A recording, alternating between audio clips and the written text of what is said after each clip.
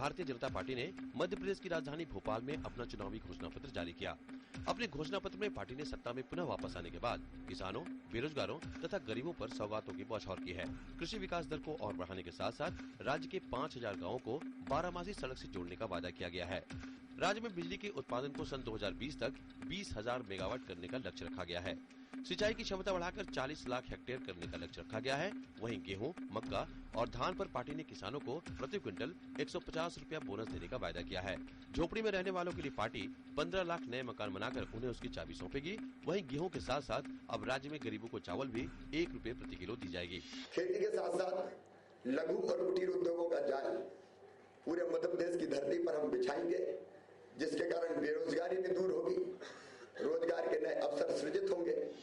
Doctors की कमी हम सब जानते हैं, पूरे प्रदेश में लंबे समय से हम लोग अनुभव कर रहे हैं।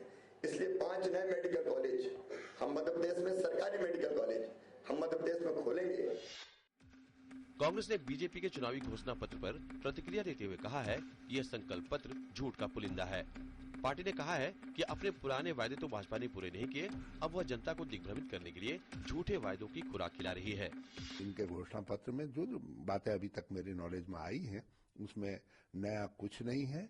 और पहले तो ये अपने पुराने वादों का हिसाब किताब लोगों को दें और उसके बाद नए वादे करें। इसलिए ये घोषणा पत्र भाजपा का और झूठ के पुलिंदे के अलावा कुछ नहीं है। आम आदमी पार्टी के सुप्रीमो अरविंद केजरीवाल ने शनिवार को नई दिल्ली विधानसभा क्षेत्र से अपना नामांकन दाखिल किया। गौरतलब है कि इस विधानसभा क्षेत्र से दिल्ली की मुख्यमंत्री शीला दीक्षित और भाजपा की तरफ से वृजेंद्र गुप्ता चुनाव मैदान में हैं। केजरीवाल का कहना है कि चुनाव में मैं नहीं बल्कि मेरे लिए यहाँ की जनता लड़ रही है। विकास का मुद्दा जनता को भी तो दिखना चाहिए ना। विकास हुआ, शीला दीक्षित जी को कह रही है विकास हुआ, जनता तो कह ही नहीं रही विकास हुआ। अगर जनता कहती विकास हुआ तो इतने बड़े बड़े होर्डिंग लगाने की जरूरत थोड़ी थी। आम आदमी पार्टी के बड़े दावों पर चुटकी लेते हुए दिल्ली में भाजपा के मुख्यमंत्री के उम्मीदवार डॉक्टर हर्षवर्धन ने कहा है कि ख्याली पुलाव पकाने के लिए किसी को कोई पाबंदी नहीं है। सबको फ्रीडम ऑफ स्पीच है, फ्रीडम ऑफ एक्सप्रेशन है और दावा करने पर भी देश में कोई बैन नहीं है। कोई बात नहीं, 8 तारीख को सब चीजें आपके सामने आ जाएंगी। भाजपा अध्यक्ष राजनाथ सिंह ने कहा है कि कांग्रेस नरेंद्र मोदी पर अनर्गल आरोप लगाना बंद करे। उन्होंने कहा कि मोदी हमारी पार्टी के प्रधानमंत्री के उम्मीदवार हैं, इसलिए कांग्रेस को इस मुद्दे पर गलतफहमी में रहने की आवश्यकता नहीं है।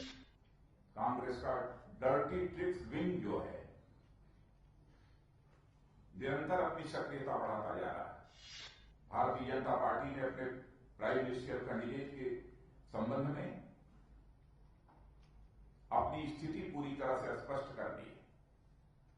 देश तो यह जानना चाहता है कि कांग्रेस का प्राइम मिनिस्टर कैंडिडेट कौन है।